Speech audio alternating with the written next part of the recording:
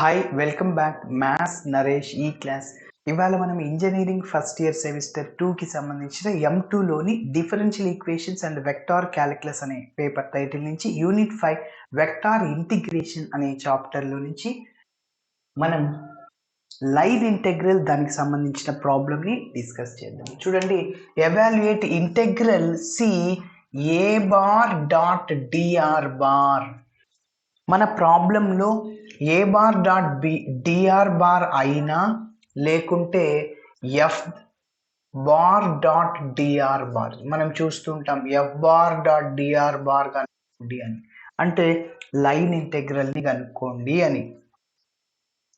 So line integral అంటాం, of F అంటాం, line integral of F along C అంటుంటాం. దీన్ని ఇంకొక పేరుతో సర్క్యులేషన్ ఆఫ్ ఎఫ్ అని కూడా అంటాం. Find circulation of capital F.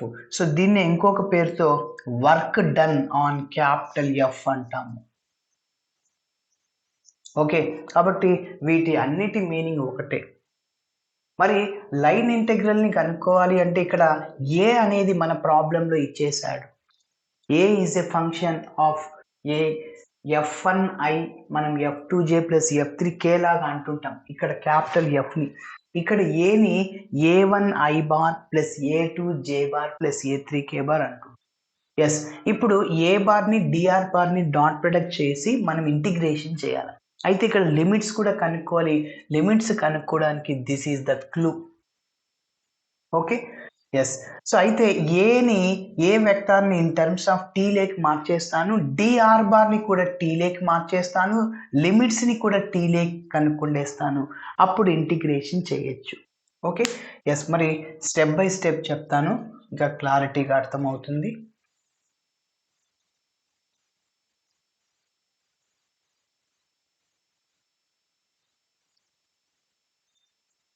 Okay, first ఇచ్చిన వెక్టార్ని రాద్దాం. So capital A bar, given that capital A bar is equal to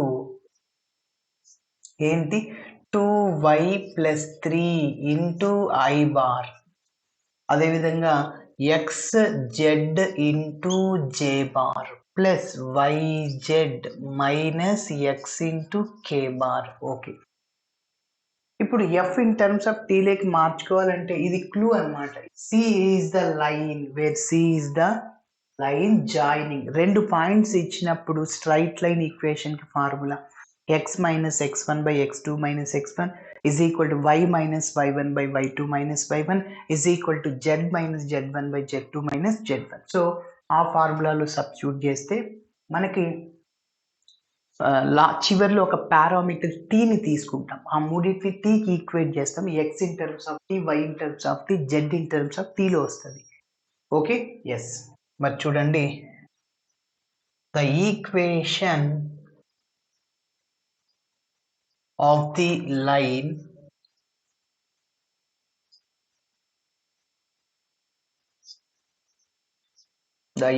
of the straight line joining the points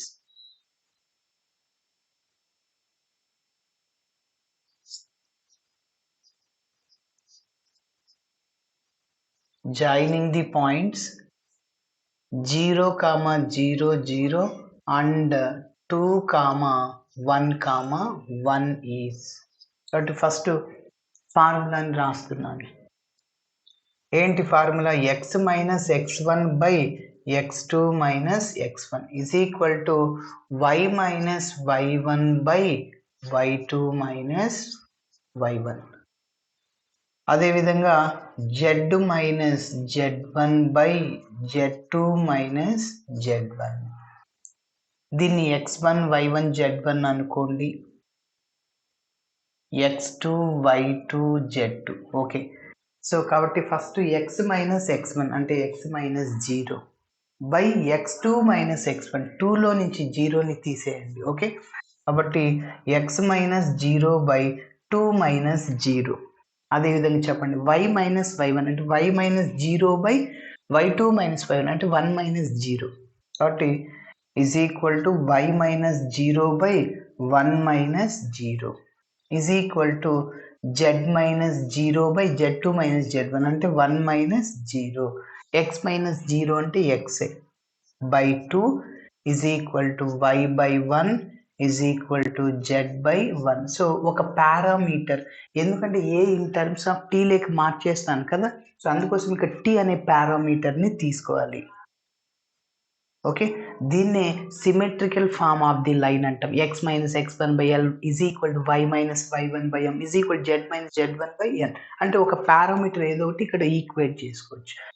ఇప్పుడు ఈ 3 టర్మ్స్ని టీకి ఈక్వేట్ చేస్తాం, ఎందుకంటే ఇవన్నీ ఈక్వలే, 4 ఈక్వలే. కాబట్టి x by 2 is equal to T, అదేవిధంగా y by 1 is equal to T, అదేవిధంగా z by 1 is equal to tea.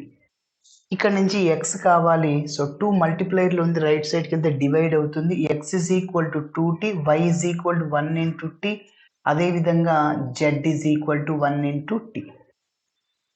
Yes, మనకి x y zలు ఇందులో సబ్స్టిట్యూట్ చేస్తాం, A in terms of t లేక మారిపోద్ది. అయితే ఇక్కడ dr బార్ ఉంది, మనకు తెలుసు r బార్ అంటే xi plus yj plus zk. Derivative చేయండి, dr bar is equal to dxi bar plus dyj bar plus dza bar. అయితే ఇక్కడ ఆ రెండింటిని ఏని అదేవిధంగా డిఆర్ని రెండు డాట్ ప్రొడక్ట్ చేయాలంటే ఏ టీలో వచ్చేసింది, సబ్స్టిట్యూట్ చేసేస్తే వస్తుంది. అదేవిధంగా డిఆర్ కూడా టీలో ఉండాలి కాబట్టి అంటే డిఎక్స్ డివై డిజెడ్. సో దీన్ని డెరివేటివ్ చేయండి, టీతో డెరివేటివ్ చేయండి, నువ్వు టీ లేక మార్చేస్తున్నావు కాబట్టి. సో దీని మీనింగ్ ఏంటంటే ఎక్స్ని టీతో డెరివేటివ్ చేస్తే d x by d t is equal to 2 constant, T యొక్క డిఫరెన్షియేషన్ 1 అనమాట. కాబట్టి సో ఇక్కడ dx is equal to 2 dt అవుతుంది. Okay, so dx is equal to 2 dt. అదేవిధంగా ఈ yని కూడా మీరు tతో డెరివేటివ్ చేయండి, అంటే dy by dt is equal to t యొక్క డెరివేటివ్ 1నే క్రాస్ మల్టిప్లై చేయండి, dy is equal to dt అయిపోతుంది. ఓకేనా, కాబట్టి ఇక్కడ నుంచి dy is equal to dt. అదేవిధంగా జెడ్ని టీతో డెరివేట్ చేయండి, dz by dt is equal to 1, కాబట్టి dz is equal to dt. Okay, so A అదేవిధంగా డిఆర్ రెండు టీ లేక వచ్చేసాయి కాబట్టి మనం ఇంటిగ్రేషన్ చేయొచ్చు. అయితే లిమిట్స్ కనుక్కోవాలి, లిమిట్స్ కూడా టీలో కనుక్కోవాలి ఇప్పుడు. సో అందుకోసం లిమిట్స్ని ఫైండ్ అవుట్ చేస్తున్నా.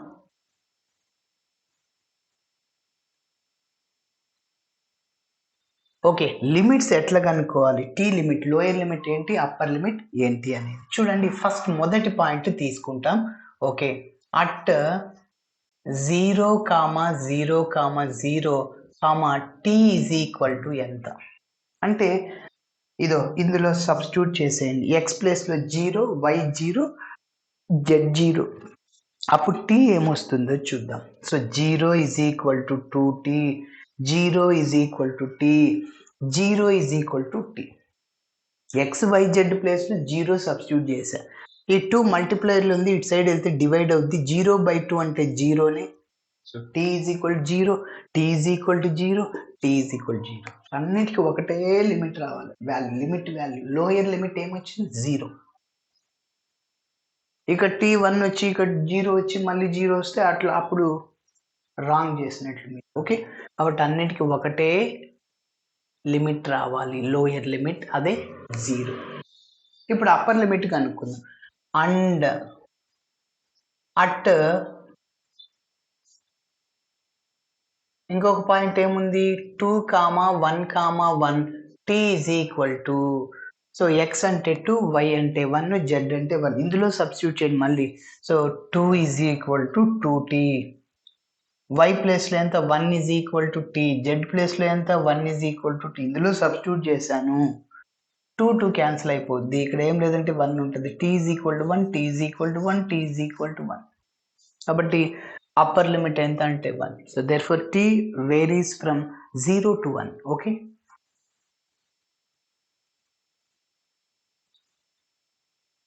t వేరీస్ ఫ్రమ్ అంటే changes from varies from 0 to 1. Okay, yes.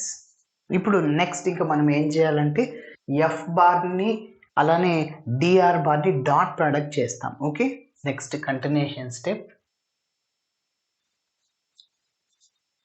Integral C A bar dot ఇక్కడ నోట్ చేస్తాం.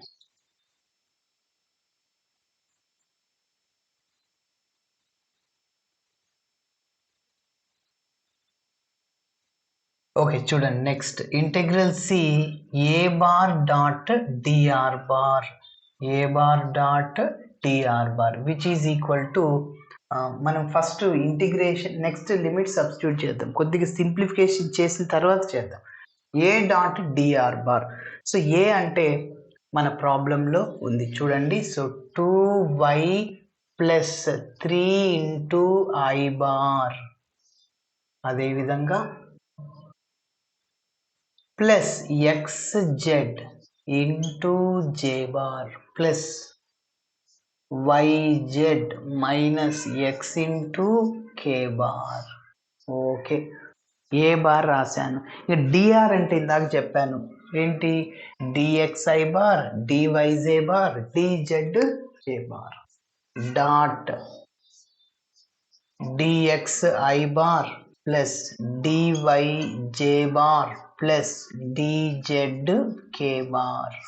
ఓకే, ఎప్పుడైతే రెండు వెక్టార్స్ని డాట్ ప్రొడక్ట్ చేస్తున్నామో వాటి ఐ కోఎఫిషియన్ట్స్ని మల్టిప్లై చేయాలి. ఇక్కడ ఐ కోఎఫిషియంట్ డిఎక్స్, ఇక్కడ ఐ కోఎఫిషియంట్ ఇదంతా, ఆ రెండింటిని మల్టిప్లై చేయాలి. ఐ డాట్ ఐ1, జే డాట్ జే1, కే డాట్ కే1. కాబట్టి is equal to 2y plus 3 into dx. అదేవిధంగా j డాట్ j1 అయిపోతుంది. వాటి కోఎఫిషియన్ట్స్ ఏమున్నాయంటే x z, అక్కడ dy ఉంది sir.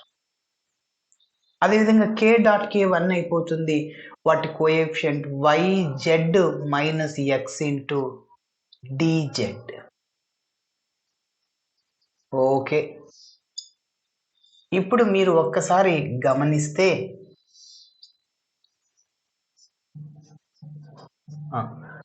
y in terms of t లో ఉండాలా, x in terms of t, z in terms of t.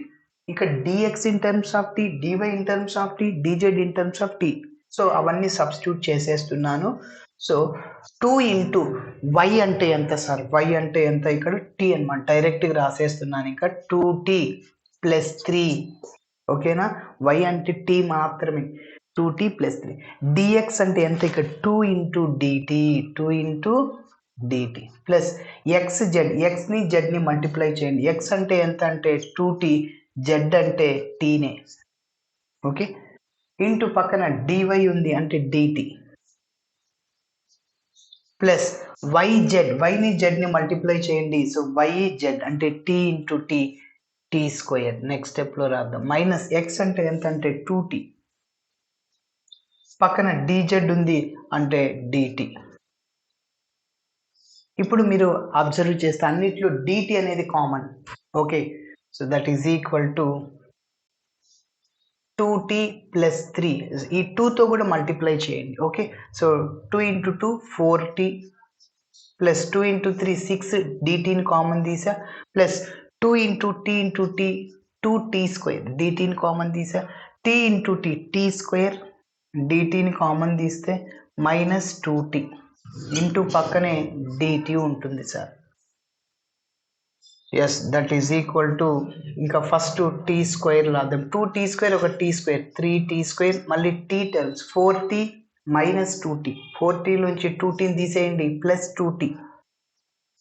అదేవిధంగా కాన్స్టెంట్ ఇక్కడ 6 ఉంటుంది, దాన్ని అదేవిధంగా రాయండి. So dt. ఎస్, మన దగ్గర లిమిట్స్ ఉన్నాయి. ఇప్పుడు ఆ లిమిట్స్ని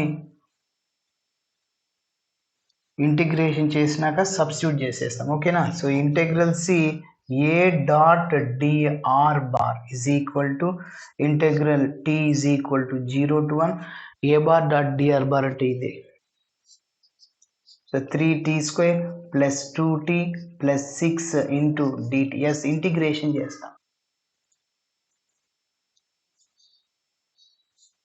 ఇక్కడ నోట్ చేస్తున్నా,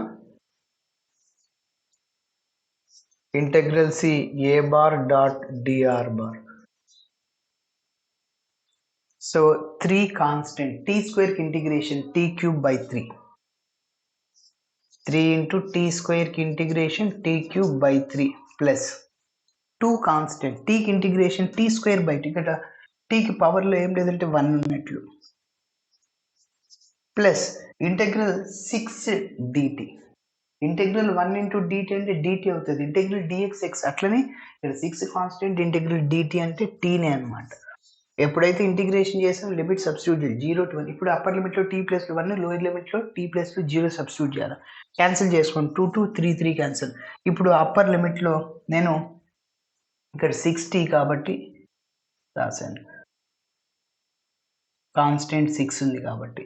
ఎస్, ఇప్పుడు టీ ప్లేస్లో నేను 1 సబ్స్టిట్యూట్ చేస్తున్నాను. 1 క్యూబ్ అంటే 1 ప్లస్ 1 స్క్వేర్ అంటే 1 ప్లస్ 6 అప్పర్ లిమిట్ రాసేసాను, మైనస్ లోయర్ లిమిట్ అంతా 0 అయిపోద్ది. సో మొత్తం మన ఆన్సర్ 8. కాబట్టి ఇక్కడ 6 కాన్స్టెంట్ ఇంటెగ్రల్ డిటి అంటే డిటి అంటే sorry T 6t. Okay, so ఇలా చేయాలి. Thanks for watching my video. Video నచ్చితే ఖచ్చితంగా మీ ఫ్రెండ్స్ కూడా షేర్ చేయండి. బాయ్.